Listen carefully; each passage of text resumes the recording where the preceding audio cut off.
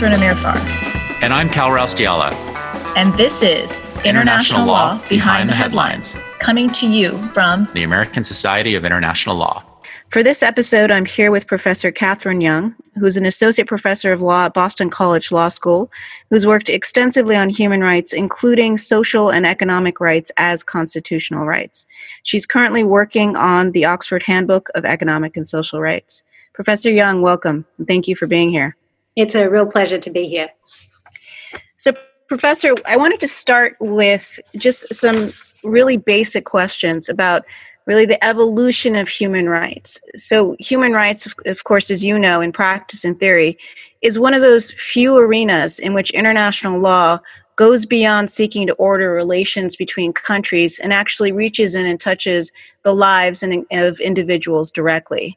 Now, the U.S.'s role in establishing kind of a vibrant human rights tradition after the Second World War, I think is really well established. I know that there have been some valid criticisms of the United States over the years, but by and large, it's largely considered to be a major force in support of human rights norms. So the basic question that I wanted to start with now is, has that era, if you will, of U.S. law and policy shifted? Where are we in the present moment when you think about it from the U.S. orientation or position towards human rights and human rights norms? Well, we have come out of a very bumpy decade for human rights, Katharine. The last decade is a significant one for human rights backsliding around the world. There's a lot of evidence of various civil and political rights regressions, as well as economic, social, and cultural rights. And the US has played an interesting role. There is this continued sense of an American exceptionalist position with a lot of leadership in human rights promotion that came through during the Obama administration, and that is now coming through in its own particular way through a Trump administration. Alongside that, leadership has always been evidence of a real resistance to the way human rights is perceived abroad. That's what makes up the American exceptionalist position. I think we do find ourselves at a real fork in the road of how that exceptionalism will play out. So let's turn to some of the more recent announcements from the Trump administration. So as you're aware, last year, Secretary of State Mike Pompeo announced that the U.S. State Department would be forming an advisory committee, what's called the Commission on Unalienable Rights, to advise him on matters of human rights policy. Now, Secretary Pompeo said that in his announcement of the commission that he hoped it would, quote, provide the intellectual grist of what I hope will be one of the most profound re-examinations of inalienable rights in the world since the 1948 Universal Declaration. I just wanted to segue quickly to some clips from the announcement around some of the questions around the formation of the commission. I hope that the commission will revisit the most basic of questions. What does it mean to say or claim that something is in fact a human right? How do we know, or how do we determine whether that claim that this or that is a human right? Is it true, and therefore ought it to be honored? How can there be human rights? Rights we possess not as privileges we are granted or even earn, but simply by virtue of our humanity belong to us. Is it in fact true, as our Declaration of Independence asserts, that as human beings, we, all of us, every member of our human family are endowed by our Creator with certain unalienable rights? We must, therefore, be vigilant that human rights discourse not be corrupted or hijacked or used for dubious or malignant purposes.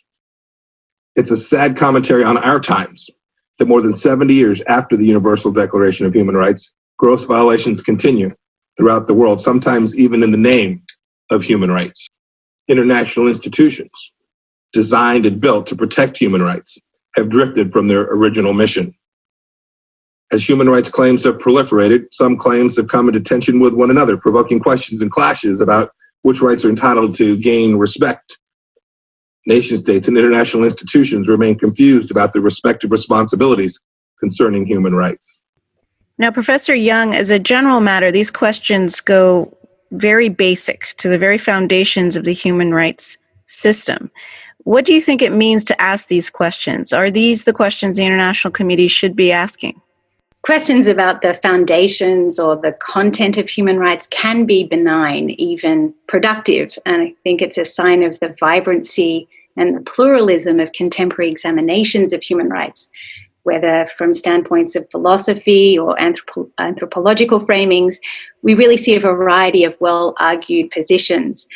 But Katharine, I think it's fair to say that the posing of these questions becomes less benign when done by a newly created governmental body within a single nation state with an explicit call to re-examine human rights without multilateral assistance and without the informational resources of the post-war human rights institutions, as well as a very deliberately constrained, backward-looking mandate and a somewhat opaque process of consultation. Indeed, I think if that same power has, at the same time as the US has done, withdrawn from UNESCO, which is the institution responsible for marshalling the many different philosophical and religious viewpoints. It was at the time in 1947, before the Universal Declaration of Human Rights was promulgated in 1948. If that institution has been withdrawn from, but also the UN Human Rights Council, the successor to the UN Human Rights Commission, which drafted the Universal Declaration of Human Rights.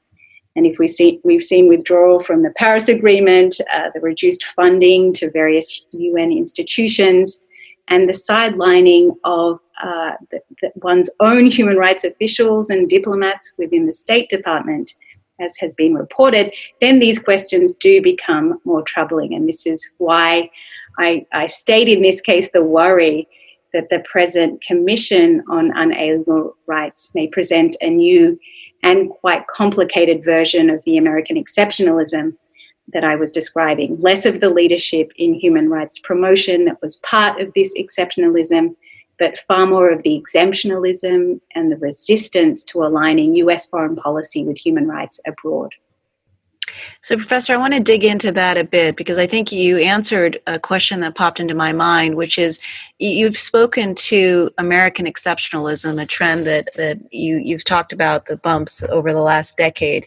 It sounds to me like you think this is a new breed of exceptionalism, or is this something entirely different? What is exactly the difference here that you see, that you say is concerning?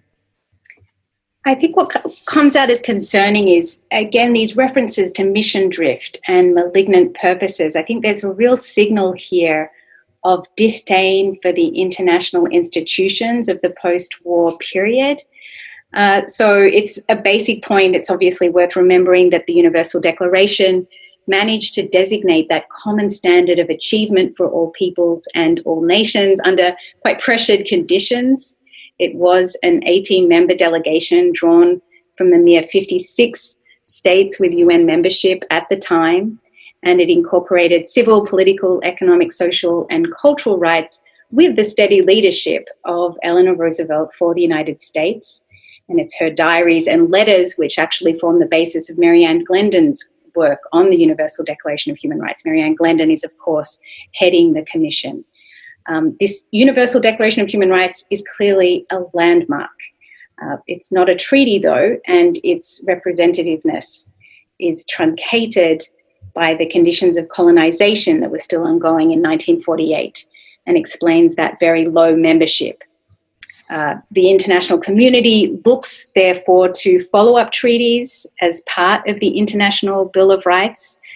This was infamously split, and I refer to US participation in that split and its membership of only one side of the treaties that resulted from that split, the International Covenant on Civil and Political Rights, and the US not being a party to the International Covenant on Economic, Social, and Cultural Rights. Of course, this framework of the International Bill of Rights comes with significant international consensus abroad. So there are 173 state parties to the ICCPR.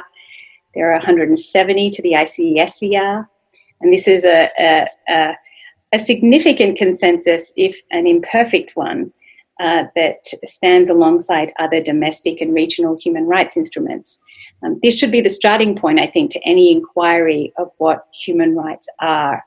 These words of mission drift, I think, signal a disdain for those institutional developments But on a deeper level, I think Secretary Pompeo may be signaling a more substantive rejection of the pluralism of human rights arguments within these various traditions, certainly as the bodies responsible for human rights monitoring are reasoning and engaging deliberatively with each other and with claimants too in assessing their claims on dignity or equality or freedom.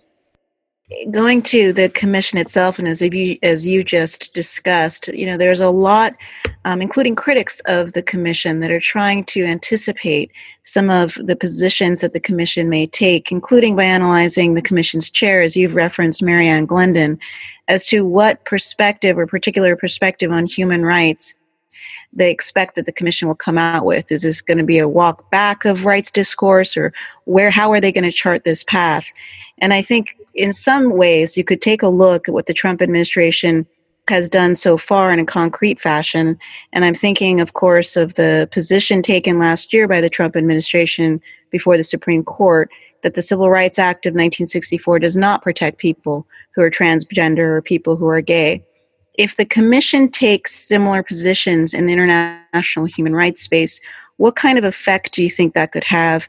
What is the ripple effect you think would occur with respect to the larger international human rights regime? I think it's important, Katharine, to view the Commission's work in this domestic context, as well as in the context of the significant walking back or the backsliding in human rights protections outside the United States.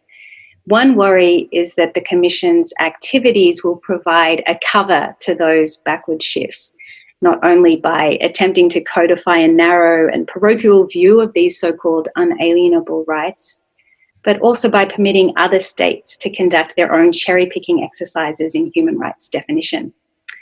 So in thinking about a US foreign policy aligned only with the Commission's unalienable rights, it's difficult to really assess it at this point. A report hasn't been produced and it's very difficult to access the transcripts which haven't been published. But we can think of serious damage. On the one hand, we might predict that certain rights might be weaponized.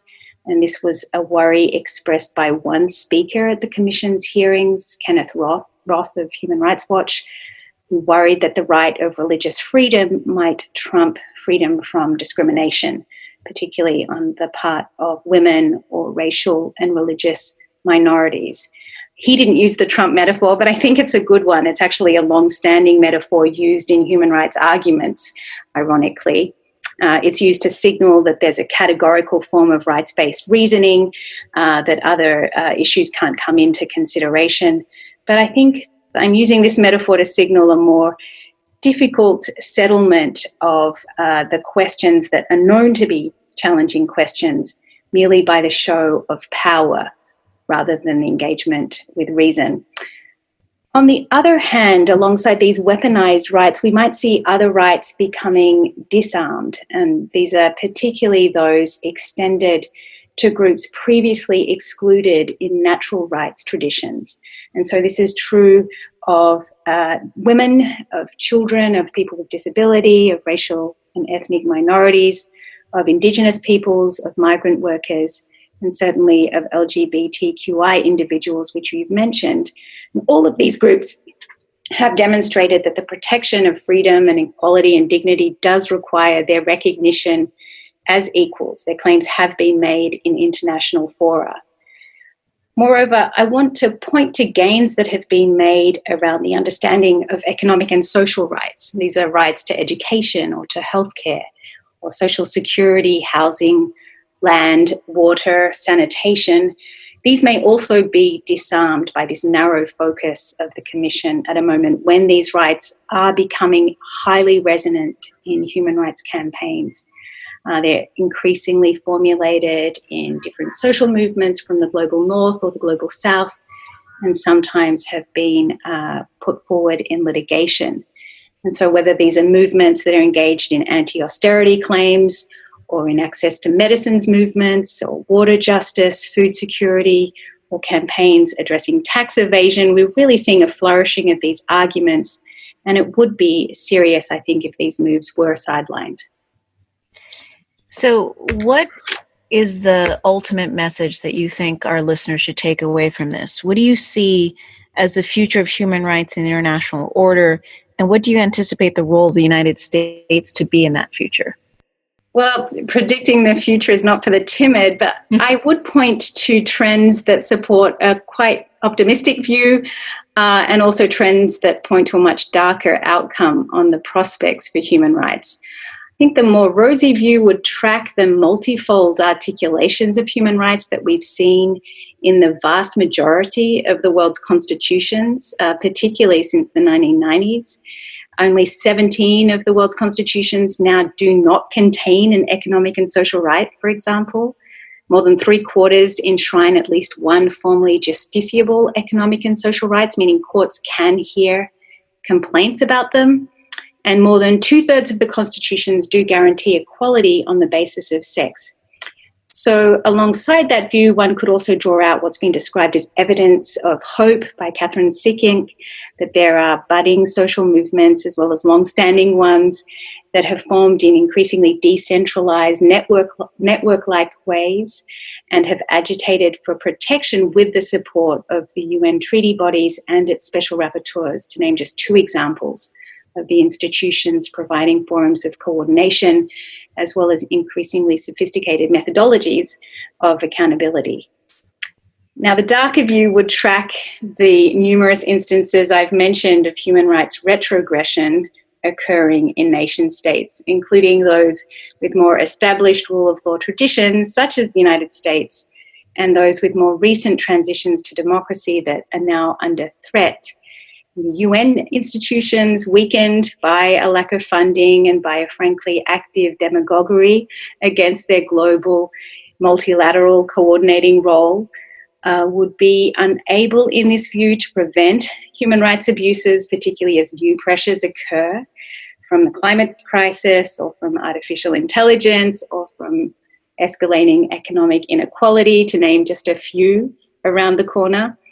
The world's most vulnerable will experience, in this view, an ever-increasing repression and violence, and the human rights of all but the very few will lack any viable mechanisms of accountability and support.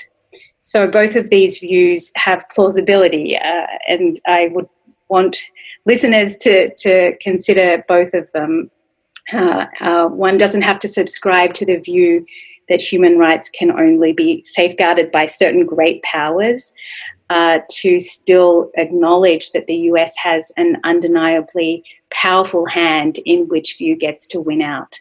I think even the more rosy view I've mentioned acknowledges that complacency on the global or local level is not something that anyone can afford, and that we should be paying close attention to this commission and to other US developments. Indeed. And so I'm going to ask you an unfair question, because I don't believe you to be faint of heart. But on this spectrum of rosy to dark, where are you? I take the point of many that for social change to occur, a certain amount of rosiness is a kind of essential requirement. But I do tend to see real merits in the darker view. Professor, thank you so much for being with us. Really appreciate it. And for those of you that want to join, please go to acil.org and become a member today. Thank you.